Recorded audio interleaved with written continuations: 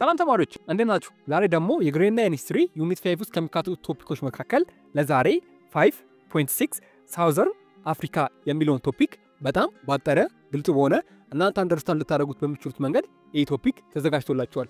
የቴሌግራም ኮሚኒቲያችንን በመቀላቀል የዚህ ሌሰን ሾርት ኖት ማግኘት ትችላላችሁ። የቴሌግራም ኮሚኒቲያችንን ሊንክ ዲስክሪፕሽን ላይ እናስቀምጥላችኋለን። አሊያም ቴሌግራም ላይ @ኢትዮኮንሰፕት ሴንተር ብላችሁ ብትገቡ ልታገኙ ትችላላችሁ።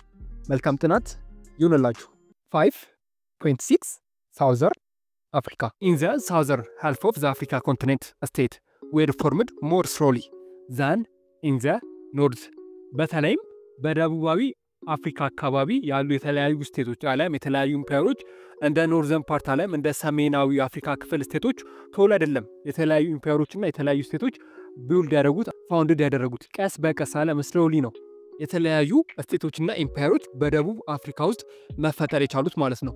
ማለትም ለምሳሌ በኖርዝ ብናይ እንደነ ማምሉክ አለም እንደ ፉንጂ ኢምፓየር ቶሎ አይደለም ኢምፓየራቸው የተመሰረተው በጊዜ ሂደት ቀስ በቀስ ስሎሊ በሆነ አለም በዝግመተ ለውጥ ልትሉት ትችላላችሁ። ግን ከኖርዘር አንጻር ሲታይ አለም ከሰሜናዊ አፍሪካ ክፍል ሲታይ እዚህ አካባቢ አለም ሳውዘር ፓርት ላይ ያሉ ስቴቶች እጅግ በጣም ቀስ ብሎ ነው የተመሰረቱት። ነገር ግን በጊዜ ሁኔታ ራሳቸውን እያጠናከሩ ትላልቅ ኢምፓየር መሆን ችሎ ነበር።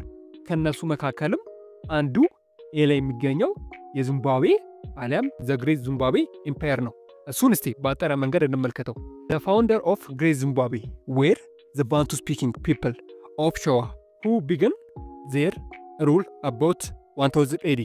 በተለይም ዚምባብዌን የመሰረቱት አለም ፋውንድድ ያደረጉት ህዝቦች ወይም ሶሳይቲዎች የባንቱ ስፒኪንግ አለም የባንቱ ቋንቋ ተናጋሪዎች ሆነው ሶሳይቲው አለም እነዛ ህዝቦች ደግሞ ሾና ፒፕል በመባል ይታወቃሉ ማለት ነው። ስለዚህ የዚምባብዌን ኢምፓየር አለም ኪንግደምን የመሰረቱት የባንቱ ስፒኪንግ አለም የባንቱን ቋንቋን የሚናገሩ የሾና ማህበረሰቦች አለም የሾና ፒፕሎች ነበሩ የዚምባብዌን ኢምፓየር አለም ኪንግደም የመሰረቱት። they built great Zimbabwe in the 13th or 14th century. ከጊዜ ሂደት በኋላ ደግሞ 13ኛው አለም በ14ኛው ሴንቸሪ አካባቢ ደግሞ ግሬት ዚምባብዌን ቢልድ አደረጉ አለም ታላቋን ዚምባብዌ ገነቡ ማለት ነው። ከጊዜ ሂደት በኋላ በተለይም ዚምባብዌ ስቶን ሃውስስ ኤንድ ዎልስ ዌር ቢልድ ኢን ዘ ግሬት ዚምባብዌ። በተለይም ዚምባብዌያኖች ከሚታወቁበት ነገሮች መካከል አንደኛው የተለያዩ ወሎችን መገንባታቸው አለም የተለያዩ ግንቦችን የተለያዩ ታውኖችንና በተለይ ደግሞ ድንጋይን ተጠቅመው የሚሰሩት ቤት እጅግ በጣም ዚምባብዌያንን ታዋቂ ያደረጋቸው ነበር። ስለዚህ ዚምባብዌ ሞር በደንብ የምትታወቅበት የነበረው ስቶን ሃውስስ ኤንድ ዎል ዌር ቢልት ግሬት ዚምባብዌ። በተለይም በዚምባብዌ ውስጥ የተለያዩ በድንጋይ የተሰሩ ቤቶች እንዲሁም የተለያዩ የሆኑ ወሎችና የተለያዩ ግንቦች አለም ታውኖች ነበሩ ማለት ነው። በዚህም የተነሳ በሜዲቫል አፍሪካ ማለትም በመካከለኛው የአፍሪካ ዘመን ዚምባብዌ በእነዚህ ነገሮች በአፍሪካ ካሉ ስቴቶች መካከል በጣም ታዋቂዋ ነበረች። ማለትም በተለያዩ ወሎችና በተለያዩ ታውኖቿ ዚምባብዌ በመካከለኛው አፍሪካ ጊዜ በጣም ፌመስ አለም ታዋቂ የነበረች ግዛት ነበረች ማለት ነው። It was the part of Wolseley African trading empire that controlled much of the East African coast from 11th to 15th century. በተለይም ግሬት ዚምባብዌ ከ11ኛው ሴንቸሪ እስከ 15ኛው ሴንቸሪ እጅግ በጣም ታዋቂ የነበረች ግዛት ነበረች። ማለትም በጣም ባለጸጋ ወልዝሊ የነበረች ስቴት ነበረች። በተለይም በኢስት አፍሪካ የሚገኙትን ኮስቶች አለም በምስራቅ አፍሪካ የሚገኙ የተለያዩ የባህር ዳርቻዎች አሉ።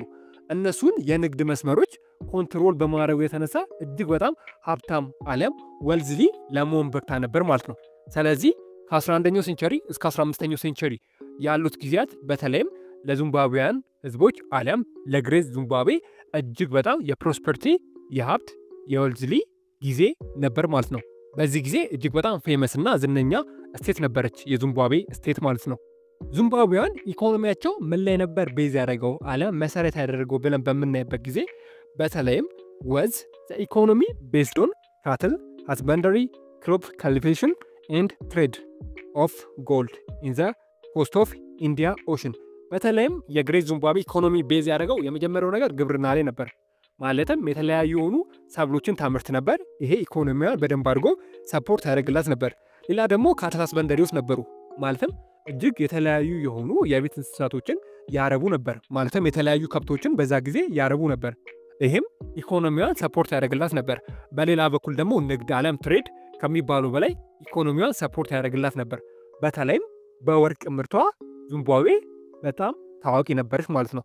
ስለዚህ እነዚህ ሶስት ነገሮች የዚምባብዌን ኢኮኖሚ ከሚባሉ በላይ ሰፖርት ያደርጉላት ነበር። አሊያም የዚምባብዌ ኢኮኖሚን ቤዝ ያደረገው እነዚህ ሶስቱ ነገሮች ላይ ነበር ማለት ነው። በተለይም ዚምባብዌያን ኢት ሜንቴን ትሬድ ሪሌሽን ወዝ ስዋሂሊ ስቴት። በተለይም ግሬት ዚምባብዌ ከሚባሉ በላይ ከስዋሂሊ ሲቲ ስቴቶች ጋር እጅግ በጣም በትሬድ አሊያም በንግድ ትልቅ የሆነ ቁርኝት ነበራት። ስለዚህ በዛ ጊዜ ከነበሩ ስቴቶች መካከል ዚምባብዌያን ከስዋሂሊ ሲቲ ስቴቶች ጋር በንግድ በጣም የጠነከረ ግንኙነት ነበራም ማለት ነው።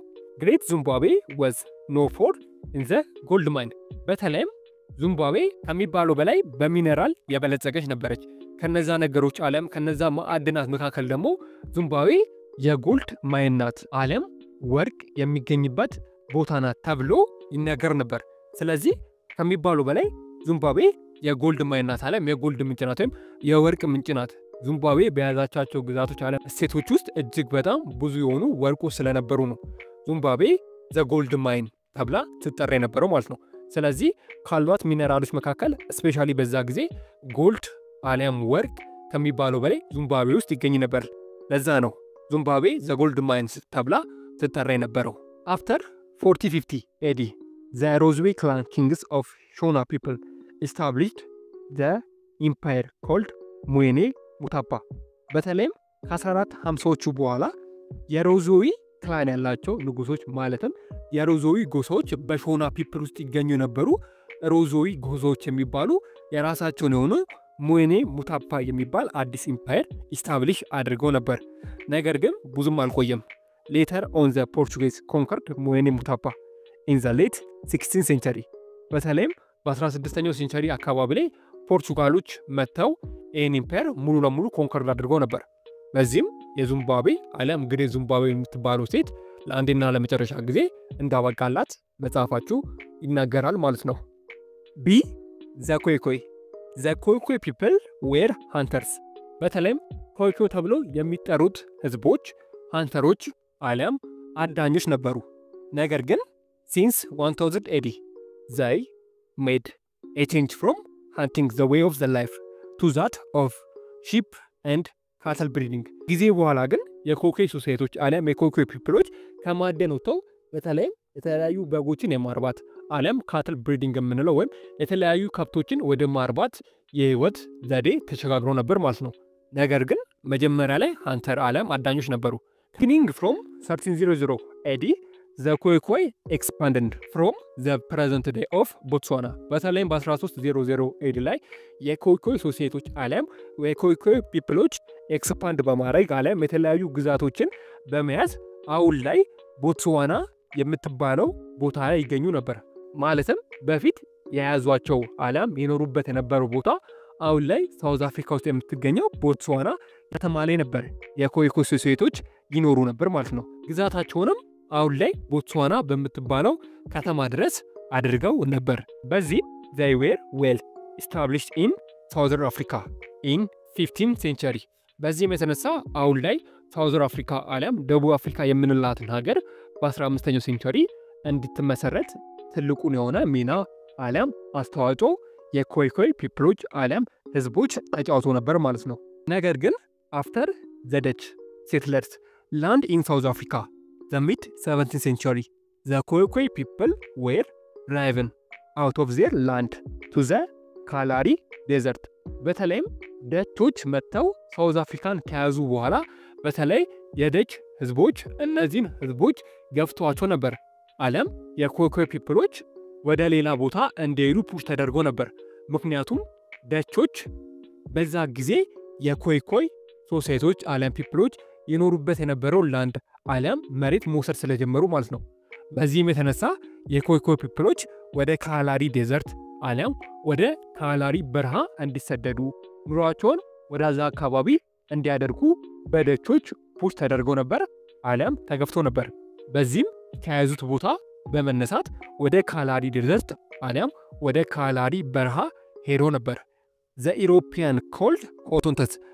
በዚህም አውሮፓውያኖች አሊያም ደቾች የኮይኮይ ፒፕሎችን አሊያም ህዝቦችን ሆቴንቶስ በማለት ይጠሯቸው ነበር ማለት ነው። ስለዚህ ደቾች አሊያም አውሮፓውያን ኮይኮይ ፒፕሎችን ሆቴንቶስ እያሉ ነበር ይጠሯቸው የነበረው ማለት ነው። ሲ ዘ ሳን ቢፎር ዘይ ዌር ድራይቨን out of their land by European settlers. The San lived in part of present-day Angola and Namibia. በተለይም የሳን ህዝቦች በአውሮፓውያን ቦታቸው አሊያም መሬታቸው ከመወሰዱ በፊት ይኖሩበት የነበረው ቦታ አሁን ላይ አንጎላ እና ናሚቢያ የሚባሉት ሀገራት በፊት የሳን ህዝቦች ይኖሩባቸው የነበሩ ቦታዎች ናቸው። በአውሮፓውያን ፑሽ ከመደረጋቸው አሊያም መሬታቸው ከመወሰዱ በፊት እነዚህ የሳን ህዝቦች አሁን ላይ አንጎላና ናሚቢያ ብለን የምንጠራቸው ሀገራት ነበረ ይኖሩ የነበሩት ማለት ነው። ኢሮፒያን ኮልድ ዘም ቡሽሜን። በተለይ አውሮፓውያኖች ደግሞ የሳን ህዝቦችን ቡሽሜን በመባል ይጠሯቸው ነበር። ዘ ሳን ሊቭድ ኢን ዘ ሃንቲንግ ኤንድ ጋዘሪንግ። የሳን ህዝቦች ስፔሻሊ ሃንቲንግ እና ጋዘሪንግ ነበሩ። ማለትም ወንዶቹ ሲያድኑ ሴቶቹ ደግሞ የተለያዩ የሆኑ ፍራፍሬዎችን ይለቅሙ ነበር። በዚህ ነበር ይኖሩ የነበሩት ማለት ነው። ስለዚህ የሳን ህዝቦች አሊያም ሶሳይቲዎች ፕራክቲስ የሚያደርጉት ነገር ሃንቲንግ እና ጋዘሪንግ ነበር ማለት ነው።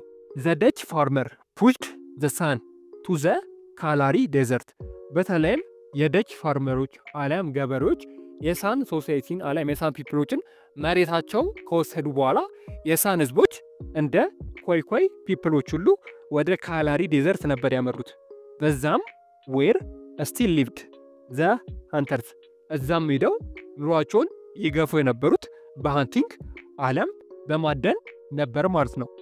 በተለይም የሳን ህዝቦች የሎሽ ብራውን ስኪን ኤንድ ታስሊድ ብላክ ሄር። በተለይም የሳን ህዝቦች የሎሽ የሆነ ብራውን አሊያም ቢጫማ እና ወደ ብራውን የሚጠጋ ከለር ሲኖራቸው እግራቸው ደግሞ ጥቁር ያለ ነበር ማለት ነው።